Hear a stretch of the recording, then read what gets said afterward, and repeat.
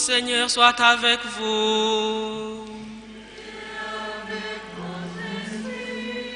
Évangile de Jésus-Christ selon saint Luc.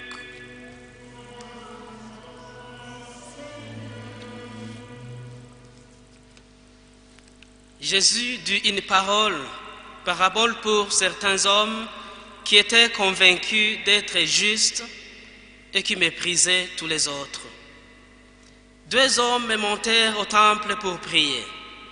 L'un était pharisien et l'autre publicain. Le pharisien se tenait là et priait en lui-même. « Mon Dieu, je te rends grâce parce que je ne suis pas comme les autres hommes, voleurs, injustes, adultères, ou encore comme ce publicain.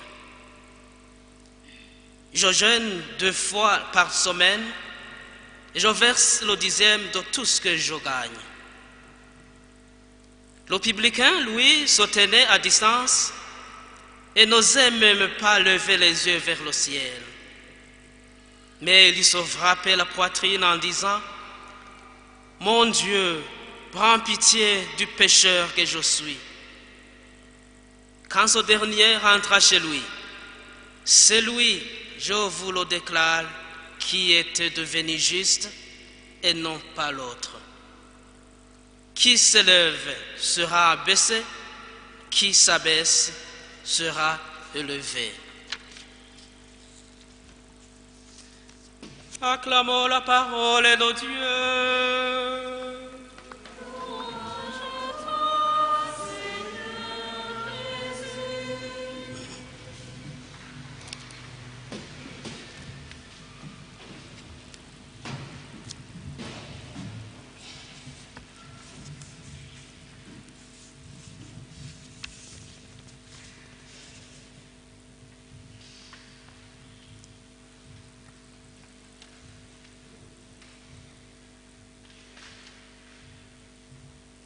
Bien-aimés du Seigneur, le texte de l'Évangile que nous venons de méditer nous rappelle d'une manière ou d'une autre 2 positions différentes. Il y a des personnes qui ne se reconnaissent ni dans ce pharisien prétentieux, ni dans ce voleur de publicain. Ils écoutent la parole avec une air méditatif, quelquefois avec un sourire amusé, en pensant que certains en prennent souci. D'autres peuvent éprouver plutôt un certain malaise devant une telle parole, trouvant que Dieu est quand même dur envers les hypocrites et trop compréhensif pour les pécheurs. Mais non, loin de là. Dieu n'a nullement l'intention de rejeter ou de classer les hypocrites, comme le font tant de personnes, y compris nous-mêmes, ni de vanter le brave voleur publicain qui se récupère en se frappant la poitrine en disant « Seigneur, Seigneur, prends pitié de moi. » En effet, chers frères et sœurs, Dieu cherche que nous nous reconnaissons pécheurs et surtout à ne jamais nous justifier. Oui, tout ce que le pharisien a raconté au Seigneur était juste et vrai. Mais où est donc l'erreur? L'erreur est de se croire parfait. Se croire parfait. Se croire juste. Du moment que je ne reste jamais indifférent, du moment que je ne rate jamais la messe du dimanche, que je donne régulièrement l'offrande et la dîme, que j'ai mis mes enfants à l'école d'excellence, que j'ai acheté pour ma femme une voiture, que j'ai un bon mari, qui m'aime tant et qui se donne pour l'aujourd'hui et le demain dans ma famille et dans nos enfants. Comme il est bon de chanter tout cela. Pharisiens, pharisiens, nous le sommes si nous nous vantons nous-mêmes. Pharisiens, nous le sommes si nous pensons vite que le péché n'est pas en nous. Comme d'ailleurs Saint Jacques le dit dans son épître. C'est en cela même alors que nous sommes menteurs. Quelquefois nous sommes menteurs. Pharisiens, nous le sommes quand nous mettons en avant nos mérites. Quand nous jugeons les autres, et plus grave encore, quand nous dissimulons nos défauts dans le manteau de notre religion. Eh bien, frères et sœurs, le mérite du publicain, c'est qu'il confesse ses fautes, sans appeler bien le mal, sans mélanger toutes les sauces. Il reconnaît ses faiblesses, ses défauts. Voilà. Il n'a pas honte de le dire. Je suis pécheur. Je suis faible en cela, en ça. Je suis fautif. Je suis adultère. Je suis voleur. Je suis menteur. J'ai trompé mon conjoint. J'ai fait de fausses déclarations. Je vous invite, chers frères, que chacun s'accuse de ses fautes. Une faute avouée est bien à moitié pardonnée pour les hommes.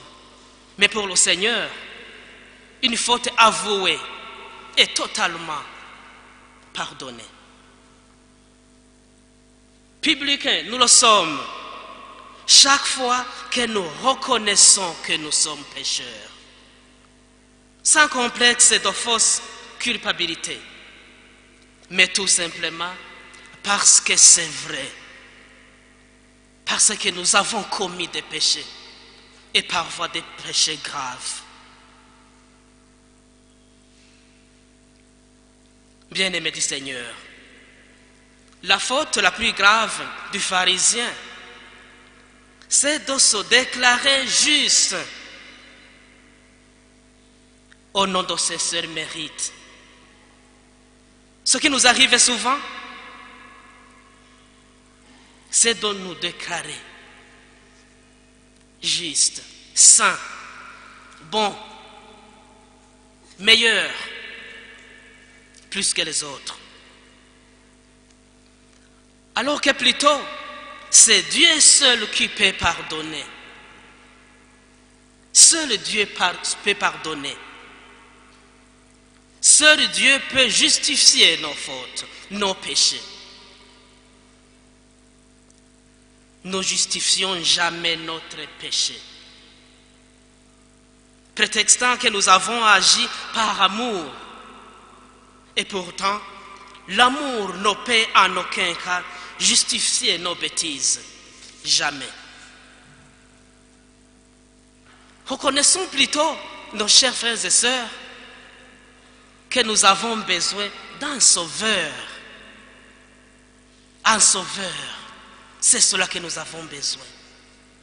Non pas des mérites, non pas des acclamations inutiles, mais un sauveur qui vient nous sauver, qui vient nous libérer, qui vient nous purifier. C'est cela être pauvre, pauvre de cœur. Et comme nous l'avons médité dans la première lecture, et répété aussi au reflet du psaume, le Seigneur réserve toujours un bon accueil à celui qui le sert de tout son cœur et sans autre considération. Et parce que le pauvre n'a souvent qu'un autre recours que Dieu seul. Celui-ci écoute, exauce sa prière. Bien-aimés du Seigneur, ayons et mettons toute notre confiance en Dieu. À l'exemple de Saint Paul, comme nous l'avons médité dans la deuxième lecture, le Seigneur est notre berger.